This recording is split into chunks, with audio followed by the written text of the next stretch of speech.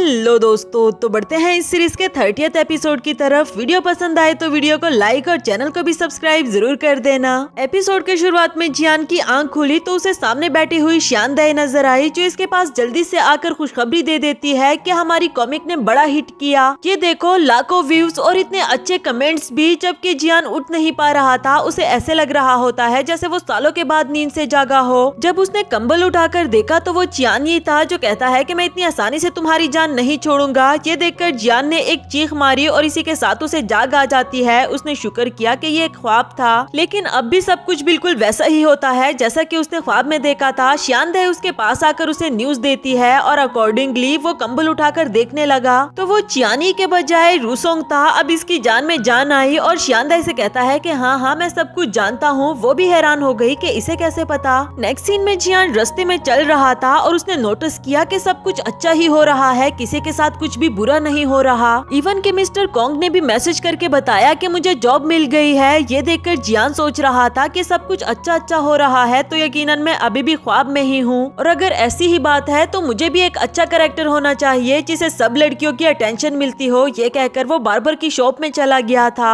Next scene में वो एक अट्रैक्टिव सा लड़का बनकर निकलता है ताकि उसे सभी लड़कियों की अटेंशन मिल सके, पर ये सिर्फ उसकी भूल थी क्योंकि हमेशा की तरह सारी अटेंशन लू दाओ को मिली। अब जियान बहुत बुरा फील कर रहा था, मगर वो खुद से ही कहता है कि कोई बात नहीं, जब मैं नींद से उठ जाऊंगा तो मैं इस फीलिंग्स को अपने कॉमिक में लिखूंगा, और वहाँ से चला गया। नेक्स्ट सीन में वो बास्केटबॉल खेलने के लिए आ गया था। सभी प्लेयर्स और रूसोंग भी उसे देखकर हैरान हो गए, इवन के खुश भी हो रहे थे कि यकीनन आज ये कुछ नया करने वाला है। जियान भी यही सोच रहा था कि आज तो मैं यहाँ सबको इम्प्रेस करके ही रहूंगा और सबकी अटेंशन सिर्फ मुझे मिलेगी। मगर यहाँ भी सारी अटेंशन हमेशा की तरह सिर्फ योयो को मिली। बेचारा जियान भी मायूस हो गया था और वहाँ से निकलकर बार्बर शॉप में वापस आ गया। आफ्टर दैट अब वो फाइन आर्ट्स क्लब की तरफ जा रहा था कि यूजी यहाँ पर हमेशा मॉडल बनता है तो क्यों ना इस बार मैं बन जाऊं। उधर फाइन आर्ट्स क्लब में भी सबको मेल मॉडल की जरूरत थी, मगर जब जियान ने आकर कहा कि मैं मॉडल बनना चाहता हूँ, यहाँ सब मुकर गए कि नहीं आज तो हम प्लांट्स को ड्रा करने वाले हैं। मगर जाते जाते उसे पूछा कि तुम तो यूजी को अच्छे से जानते हो, क्यों ना उसे ही हमारा मेल मॉडल बनने के लिए भेज दो। अब तो वो बेचारा और भी ज्यादा मायूस हो गया। दूसरी तरफ श्यानदाई अपना कुछ सामान शिफ्ट कर रही थी और तभी उसने कुछ लोगों को बातें करते हुए सुना कि आज एक लड़के को देखा, वो कितनी अजीबोगरीब हरकतें कर रहा था, कभी क्या बनने की कोशिश कर रहा था और कभी क्या।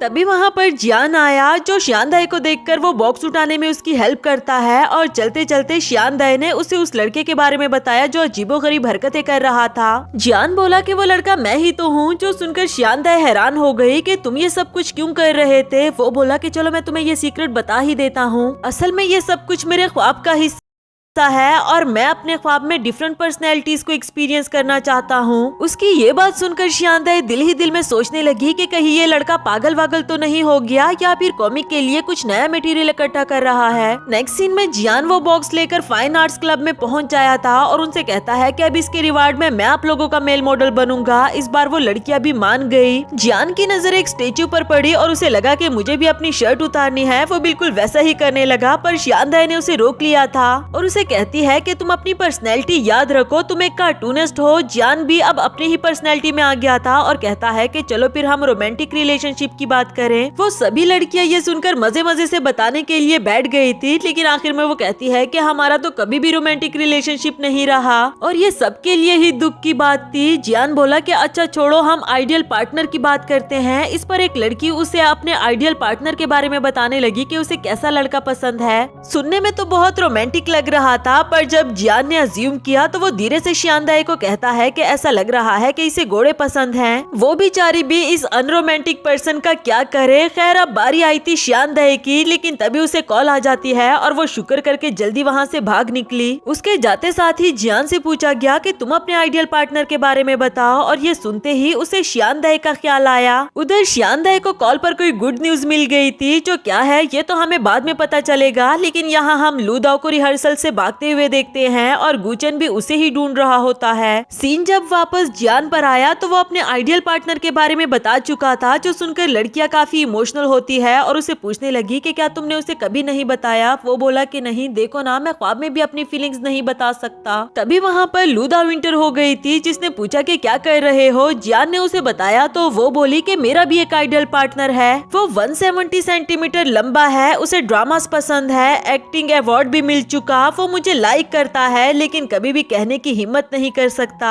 बाहर से बहुत मिचोर दिखता है पर अंदर से बिल्कुल बच्चा। और ये सारी बातें इधर गुचन ने भी सुन ली थी। बाद में वो अकेला बैठकर लूदाओ की बातों को सोच रहा था कि उसे मैं बच्चा लगता हूँ क्या। नेक्स्ट सीन में जियान शियांदाई से कह रहा था कि मैंने कॉमिक के नेक्स्ट चैप्टर के लिए काफी सारा मटेरियल इकट्ठा कर लिया है, चलो ना मेरे घर चलते हैं, मैं बनाऊंगा और तुम ब्लैंकन करना। शियांदाई ने मना कर दिया कि तुम जाओ, मैं बाद में आ जाऊंगी क्योंकि मुझे कुछ जरूरी काम है। असल में वो जियान को कोई सरप्राइज देना चाहती थी, जबकि जियान जाने से पहले बार बार मुड़कर वापस आ जाता और उसे पूछता रहा कि तुम सच में आओगी ना, जल्दी आना, मैं तुम्हारा वेट करूंगा। शियांदाई बोली कि हाँ मैं आऊंगी, तुम चलो भी।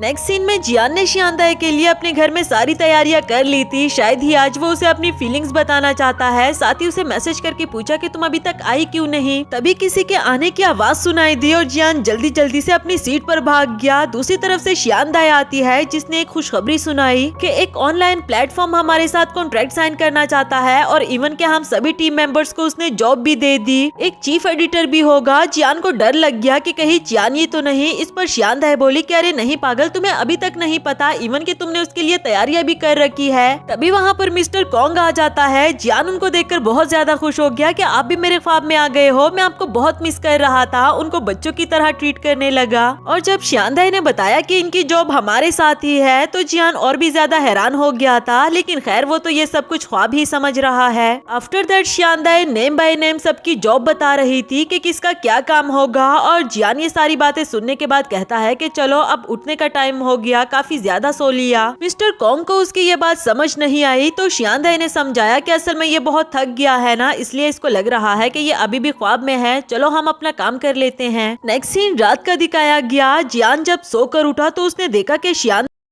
अभी तक उसके अपार्टमेंट में बैठी हुई है। वो बाहर आकर उसे कुछ पूछने ही वाला था कि तभी उसने मिस्टर कॉन्ग को भी देख लिया। उन्हें देखकर इसने जल्दी जल्दी से अपनी नोटबुक ओपन की और इसमें वो सब कुछ लिख रखा है जो कल हुआ, यानी कि अभी इसे रियलाइज हुआ कि वो कोई ख्वाब नहीं था बल्कि सच में हुआ। खुद को यकीन दिलाने के लिए वो एक चीज उठाकर घुमाता है। इसके बाद नेक्स्ट सीन में सभी मेंबर्स अपना काम करने के लिए आ गए थे और जियान अभी भी सदमे में ही बैठा हुआ था। इसी दौरान जब यूजी ने फाइन आर्ट्स क्लब की बात की कि कल तुम वहाँ भी गए थे तो जियान को याद आया कि मैंने अपने आइडियल पार्टनर के बारे में बताया था। अगर शियांदाई को पता चला तो ये कितना एम्बैरेसिंग होगा। जल्दी जल्दी से फाइन आर्ट्स क्लब की प्रेसिडेंट को मैसेज करके बताया कि प्लीज इस बारे में किसी को भी मत बताना और स्पेशली शियांदाई को तो बिल्कुल भी नहीं। इसके बाद सभी अपना काम करना शुरू कर देते हैं और रूसोंग सबके लिए उनकी पसंद की चाय और कॉफी वगैरह बना कर ला रहा था। वो कहता है कि माफ करना, अब इस नए स्टाइल की वजह से मेरा कोई काम रहा नहीं, इसलिए मैं आप सबके लिए कॉफी बनाऊंगा। यूजी कहता है कि चलो आओ मैं तुम्हें काम दे दूं या मैं तुम्हें सिखा देता हूं, लेकिन उसने देखा कि रूसोंग उससे कहीं ज्यादा अच्छे फ्लावर्स बना लेता है। अब वो दिल ही दिल में एम्बैरस हो गया था, लेकिन ऊपर से कहता है कि मैंने कहा था ना कि तुम्हारे बस की बात नहीं, तुम जाकर गुचन की हेल्प करो। गुचन भी देखकर हैरान था कि ये तो मुझसे भी ज्यादा अच्छा बैकग्राउंड बना सकता है, लेकिन अब वो अपनी जॉब तो नहीं खो सकता, इसलिए उसने कहा कि शायद ये तुम्हारे बस का काम नहीं, तुम जाकर शियांदाई की हेल्प करो। शियांदाई के साथ भी कुछ ऐसा ही हुआ, वो भी स्पीचलेस हो गई थी और बेचारे रूसोंग को सच कोई भी नहीं बता पा रहा कि वो हर चीज में कितना परफेक्ट है। जियान ने भी जब पूछा कि जरा रूसोंग का काम दिखाओ तो सबने छुपा दिया था कि नहीं नहीं देखने की जरूरत नहीं, और बेचारा रूसोंग बोला कि शायद मैं सिर्फ चाय और कॉफी ही बना सकता हूँ। बाकी सब ने भी उसे इसके लिए सपोर्ट किया और वो खुशी खुशी से बनाने के लिए चला गया कि मैं कुछ मीठा बना कर लाता हूँ। इधर जियान को मिस्टर कॉन्ग की कॉल आई, जिन्होंने शायद कोई बुरी खबर सुनाई और जियान भी अब इन सबको बताने लगा था।